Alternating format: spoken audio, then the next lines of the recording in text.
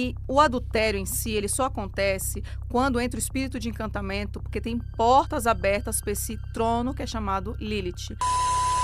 A mulher que é amante de um homem casado, qual é a sentença que ela assina para ela mesma no mundo espiritual?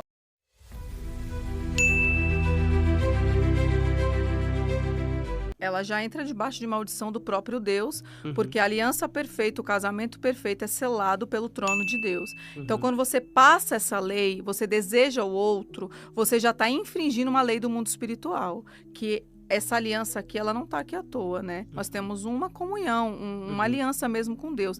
E no casamento tem pessoas que estão passando na frente de Deus porque quer o outro, quer aquela pessoa.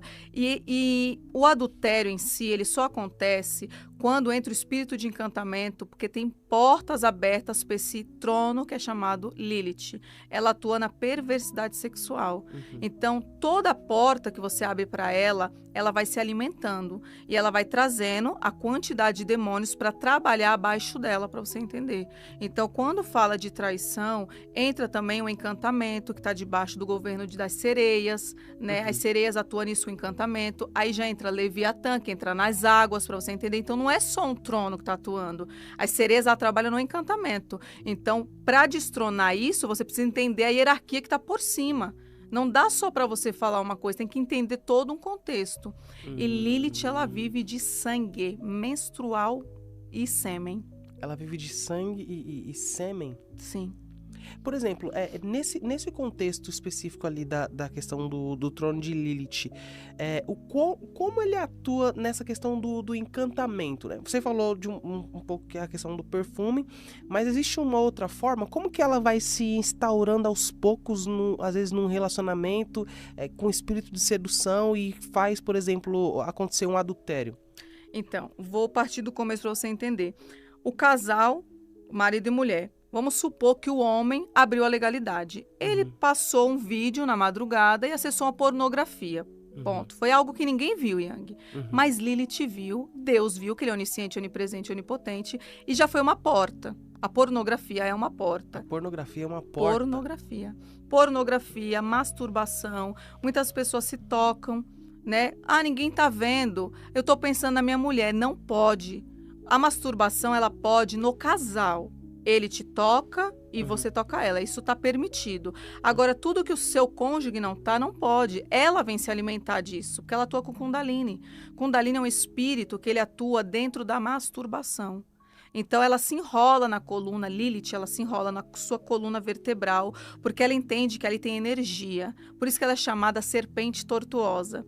Muitas pessoas, você vai ver quando vai fazer um processo de libertação, é cirúrgico quando a cobra está instalada. Ou a cabeça dela está acoplada na sua nuca, que está trabalhando com os espíritos de loucura, que é Belial, ou a cabeça da cobra está na lombar. Na lombar é o lesbianismo e o homossexualismo. Então a cobra está governando, para você entender. Isso é profundo demais. Ela está governando. Então, automaticamente, é altar que a gente fala, é uma comida para ela. Para chegar no encantamento, ela identificou uma porta, Yang. Não tem como o encantamento entrar sem ter uma porta. Tem sempre uma legalidade. Tem sempre uma legalidade. Que é do mundo físico. No mundo físico. Então, o toque, beijo é laço de alma, beijo. Pacto de alma é o sêmen, é o contato. Então, piora um pouco a situação, que a sua alma fica fragmentada. A sua alma fica em pedacinhos. E hoje em dia você vê que as pessoas, elas se casaram, constituíram famílias, mas não conseguem gerar um filho. Por quê? Porque a alma está fragmentada. Ou quando gera um filho, ele apresenta 3 jeitos, masculino ou feminino. Nasceu um menino, mas tem 3 jeitos de menina. E você não sabe por que veio. E você não estuda. E quando você vai ver a raiz do problema, talvez a pessoa dormiu com um homem no mundo e aquele homem dormiu com outro homem, mas não contou. E aquela transferência de demônio passou para aquela mulher no ato sexual. E está incubado, para você entender. Na melhor hora, quando você acha que você vai ter uma família, que você vai ser abençoada, transferir os demônios, porque não quebrou no mundo espiritual. Tem que fazer quebras dos pactos com esses demônios. E ele transfere, e ali começa grandes problemas, inclusive a partir da fala. As palavras de maldição que são geradas no mundo espiritual, quando a própria mãe declara no ventre, eu não aceito esse menino, eu não quero uma menina, você já está gerando maldição. Então, nem tudo é demônio, para você entender. A maior parte é. Mas muitas coisas é a sua palavra. Que Deus diz, eu vou fazer de acordo com o que você me pede. Então, você tem que ter cuidado com o que você fala. Sempre palavras de bênção. Nunca palavra de maldição. Porque Satanás, ele fica aqui, ó, com a procuração. E ele, na melhor hora, ele vai usar contra você. Porque ele é paciente. Sim. Esse caso entra, por exemplo, os pais que falam, às vezes, proferem palavrão para os filhos. Sim, quando uma palavra lançada de um pai aprisiona um filho uma vida inteira. Eu peguei casos no meu ministério de pessoas gagas, não falavam, não desenvolvia. E quando a gente estuda a raiz do problema, foi porque o pai disse, você é burra. De todos os irmãos, você é a burra. E ela travou. E quando foi desbloqueado, oramos, cancelamos, mostramos na palavra que ela é filha amada, que Jesus tem pensamentos melhores, foi tendo um desbloqueio na mente dela. E ela fala normalmente hoje. Então, palavras aprisionam pessoas em cativeiros espirituais. E a pessoa fica uma vida toda. Se Jesus não chega com a palavra, você não rompe. Tem muitas pessoas, Yang, que hoje tem a vida financeira que está estacionada. Não rompeu. Você fica uma vida toda contando moeda. Isso não é o que Deus tem para você. Deus disse que Ele é o dono do ouro e da prata.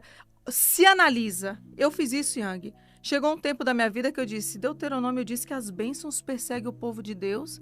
Eu olhei para minha conta e falei, não tem nada me perseguindo. Eu estou buscando emprego, eu estou correndo atrás. E Deus falou, se alinha na minha presença, quebra todos os altares. E quando eu consegui entender as escrituras, os códigos, Yang, o lençol de ouro se rasga. E as bênçãos, eu digo financeira, porque hoje é o que mais atrai os olhares humanos. Começa a chegar na sua vida e você não entende. Chegou um tempo de eu falar assim, da onde está vindo tanto dinheiro físico, de tanto que caía na conta. Por quê? Porque Deus falou assim, chegou o tempo. Enquanto eu assinava a rifa, enquanto eu ia para a loteria, enquanto eu estava alimentando Mamon, a vida está estacionada, aprisionada. E eu estou perguntando para Deus, cadê as bênçãos? E Ele está dizendo, você nem conhece o teu adversário. Você não conhece com quem você guerreia. Você está sentada fazendo peso no banco da igreja. E eu te chamei para uma obra grande. O banco da igreja é para ímpio, é para plano de salvação. Quem está sentado na igreja não tem um chamado, não tem um ministério, não entendeu o reino de Deus. Porque você não veio para cá ficar passeando, você veio trabalhar para Deus. Eu tenho um chamado, você tem um chamado. E se você não está no centro da vontade de Deus, tudo fica bloqueado.